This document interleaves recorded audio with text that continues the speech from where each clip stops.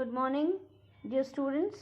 Today we are going to study about one of the most important wings of, or rather organ of our institution, and that is the judiciary.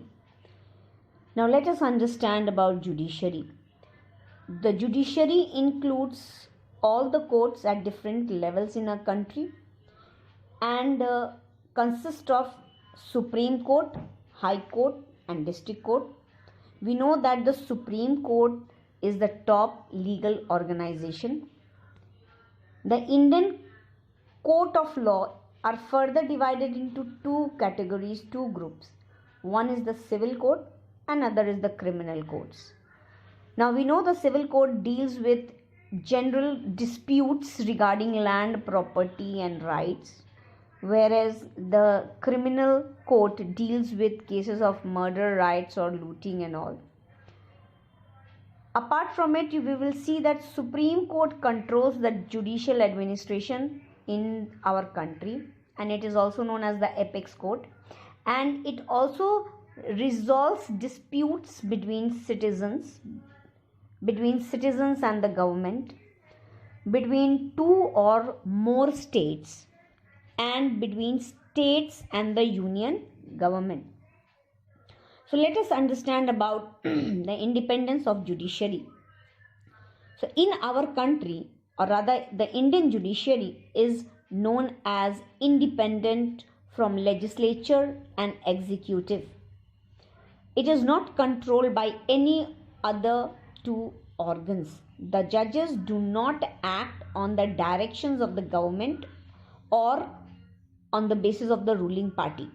The judges, whether it is for Supreme Court, High Court, are appointed by the President, and the appointment is done on the advice of Prime Minister and in consultation with the Chief Justice of the Supreme Court. So here one important aspect is that although the judges are appointed by the Prime Minister and consultation of the President and the consultation of the Prime Minister, the role of Chief Justice plays a very important role.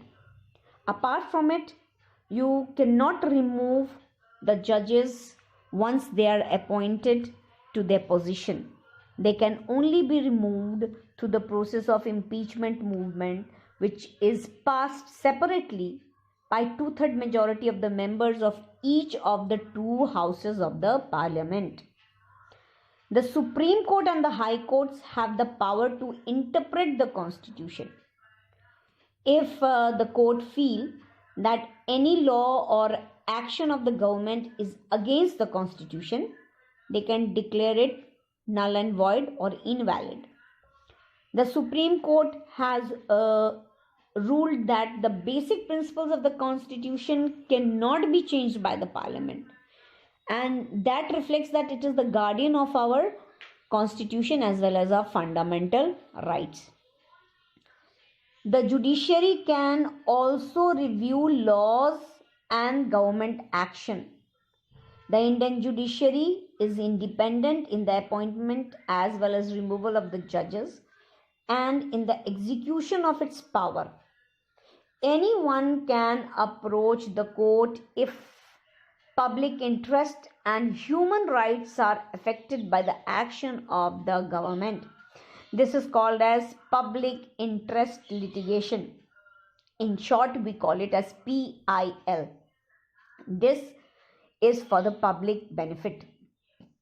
Apart from it, the court can intervene to ensure that the government and in officials are not misusing their position and power.